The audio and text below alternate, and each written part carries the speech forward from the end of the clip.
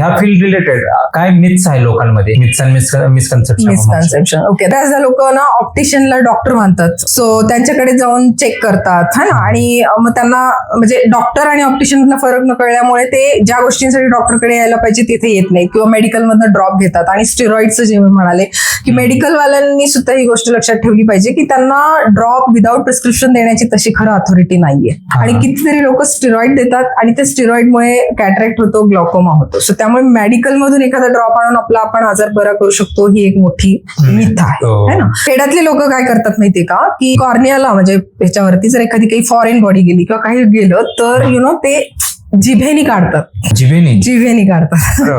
So तुम्ही विचार करा की ते काय होत असेल. तर असे इन्फेक्शन घेऊन आमच्या, आणि त्यांना ते नॉर्मल वाटतं, म्हणजे ही मेथ आहे त्यांची ऍक्च्युअली असं आहे. आणि काही लोक म्हणतात की अरे बापरे चष्मा लागला म्हणजे खूप काहीतरी मोठी गोष्ट झाली, स्टिग्मा सारखं मानतात. काही पॅरेंट्स खूपच टेन्शन घेतात. माझ्याकडे असे पण पॅरेंट्स बघितले की रडायला लागल्यात आया की माझ्या मुलीला मला चष्मा लागला आहे ना. पण अशी काही मोठी गोष्ट नाहीये चष्मा लागणं. ठीक आहे, तुमच्या लाईफस्टाईलमुळे म्हणा किंवा जेनेटिक्समुळे तुम्हाला चष्मा आलाय, पण मग त्याला त्याचं टेन्शन घेऊन काय होणार आहे, तो थोडीच निघून जाणार. ती काही वाईट गोष्ट नाहीये ना. सो चष्मा लावू शकतो, आणि जसं की मोठं झाल्यावर तुम्हाला सर्जरी आहेतच, पण इट्स नॉट बॅड समथिंग.